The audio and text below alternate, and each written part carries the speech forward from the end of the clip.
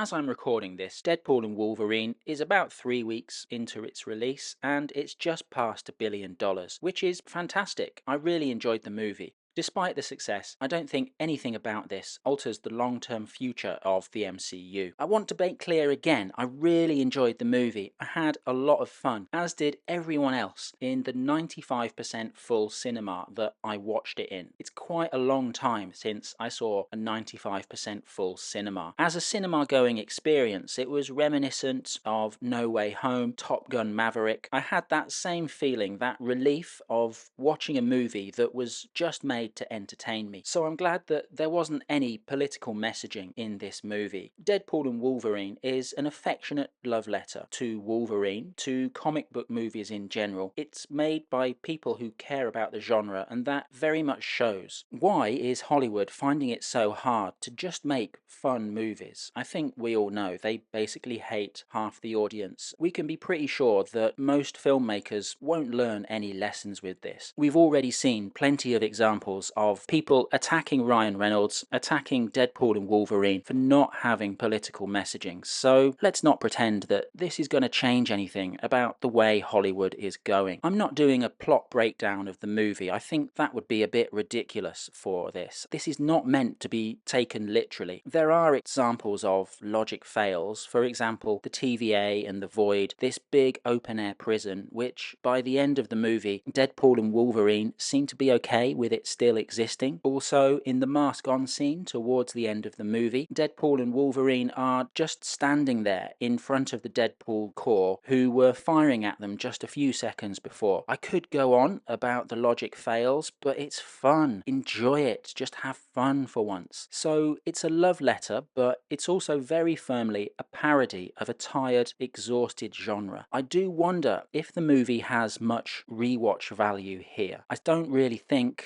for example, that the revelation of the mask is going to be as exciting the second time around when you can already watch it on YouTube. This is very standalone. There's not really any connecting tissue here. Yes, the TVA are there, but they're very much just a plot device. It's a cameo fest in the same way as No Way Home, which just about does the work to make it feel acceptable and not pointless bait in the way that Multiverse of Madness was. It's a Fox Movies cameo fest rather than a Disney movie. One of many snubs that it delivers to post-Endgame Disney. For example, talking very directly about how much multiverses suck, how there can't be any use of specific narcotics. They even manage to get in a stab against DC when we see Henry Cavill as Wolverine. There's plenty of other cameos too. There's X-23 from Logan, kind of does the emotional labor to get Wolverine to open up. I kind of would have liked her to have been in the movie a little bit more. We see Jennifer Garner as Elektra. Wesley Snipes is a bit of a standout. We see some Blade 3 references, which co-starred Ryan Reynolds, of course. If Wesley Snipes could keep up this kind of performance for the whole narrative, I'd quite happily pay to watch another Blade movie with him in it. I mean, why not? Channing Tatum as Gambit, a really thick accent. He gets some funny lines, some good fight scenes as well. But in the cinema where I watched it, easily the biggest cheer was for Chris Evans as Johnny Storm. Captain America's resolution in Endgame looks more like a mistake as the years go by. It would be difficult now to bring him back as Captain America without it feeling cheap. And yes, I'm gonna get to RDJ and Doctor Doom. So I really loved the movie. It creates emotional investment. The mask on moment is cool. I'm glad we have a comic book character successful enough to leave his mask on. A big worry before this movie came out was that it would decanonize Logan, and how do I describe it? This confirms that Logan is canon in the most Deadpool way possible, in a scene right at the beginning of the movie that should be seen to be believed. Again, I can't imagine it'll have the same impact on a rewatch. So while it's great, this is firmly a parody, and